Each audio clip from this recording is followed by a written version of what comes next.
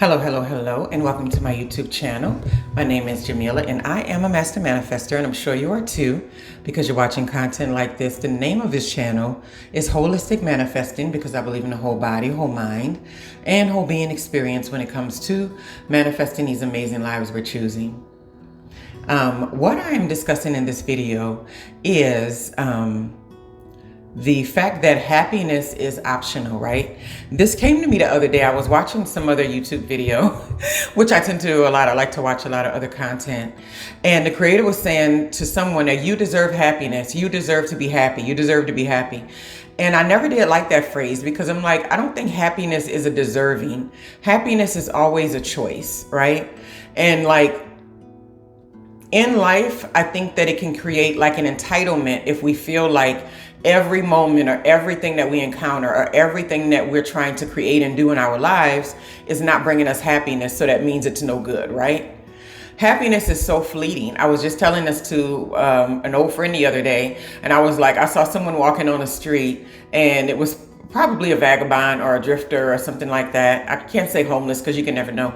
And they had an ice cream cone, and they were so utterly elated in that moment, right? And I was just thinking like how other things in their life may not be going exactly as the way it's planned. It may not be giving them the outcomes that they want possibly, right? But in that moment, they had pure unadulterated happiness because of that ice cream cone, and they were licking it and having a good time, right? And so it just made me remember that happiness is such a temporary, fleeting emotion, right? And that I've always felt more comfortable in desiring contentment and desiring peace, right? Whenever I hear these studies about like so-and-so type of people are more happy, women that are like this are more happy. And I'm just like, how can you even measure the idea of happiness from one person to the next? I don't even think that's possible. And also too, happiness is not the only emotion or the only type of feeling to aspire for in life.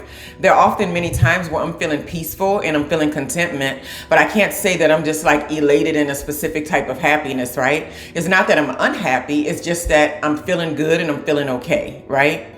And I think that we don't give enough homage to that because on a regular basis, that's normally what you're going to feel. You're normally going to feel contentment. You're normally going to feel peace. You're not going to feel like I'm so jubilant like every second of the day because it's a high, right? And then we all know about highs. They have to come back down. They go low. And then there's like a middle point. And contentment to me is like the middle point, right? Contentment to me is golden. And like I said before, I don't think happiness is the only thing that you should aspire to all the time. I think the best moments of happiness is when it's something that happens when we're not even expecting it, right? I feel like the people that I've seen the most that try to create happiness all the time, those are the people that seem to be the most unhappy because they feel like they should always have happiness no matter what. If it's a job, they always should be happy. If it's a business deal, they got to be happy. If it's a relationship, they got to be happy 24/7. And I'm like, it doesn't work like that, right? Even children know that happiness is not working 24/7, right? Other things that I like to aspire to that don't necessarily encompass what people will call happiness is strength and integrity and peace and resilience. Resilience is one of the best ones that I feel all the time. Because when I think about where I've come from in so many instances of like things that were a certain way in my life and now they're better and now they've improved, there's a large part of me that just feels super resilient. I feel unstoppable. I feel strong. I feel peaceful. And I feel like, man, there's nothing that can be thrown at me that I can't find a way to surmount, right? And in those moments, I'm not necessarily, I'm so happy. Happiness can be a byproduct of that, but it's not the primary emotion that I'm seeking in those moments. And it's not even the primary emotion that I'm feeling in those moments, right? It just feels like utter and complete and utter strength and resilience. And that makes me feel so solid as a spiritual being and even as a human being, right? If you see me looking here, I'm looking at notes. Happiness is much easier to access since it's so temporary, right?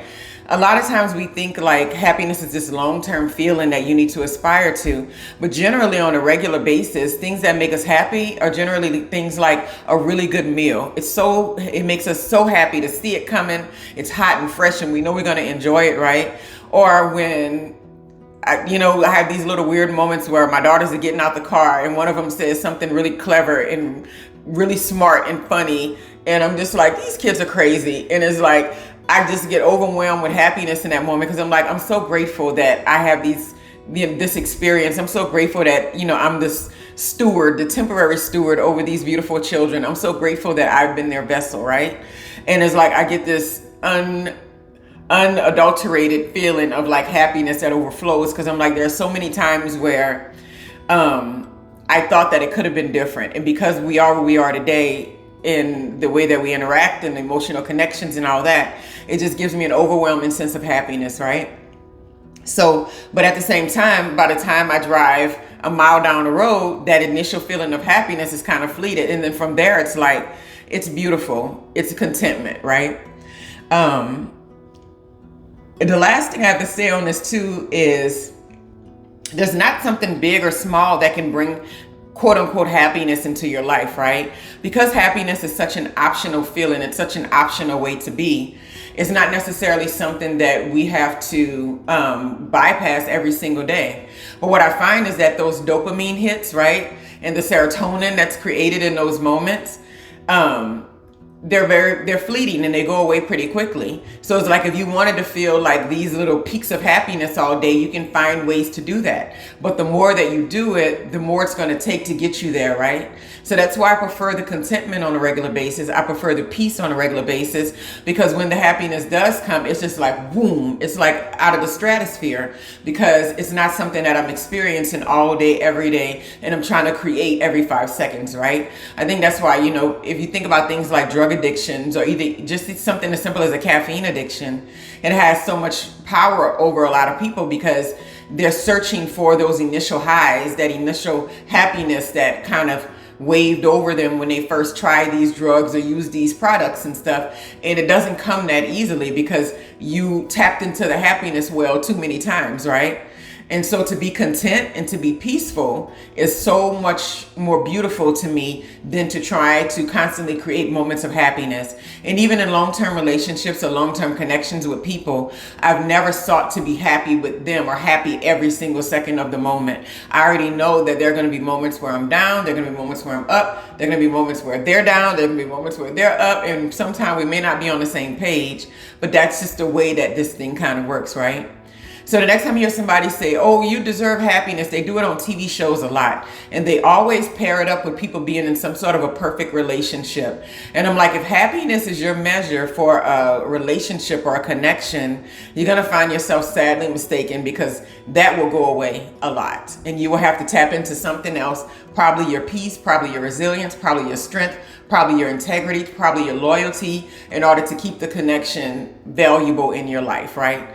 And then when you least expect it, in the moments where you least expect it, that's when the happiness will kind of come showering in on you, and it'll be even more expansive and more beautiful, because it's not something that you're chasing every 5 minutes, right?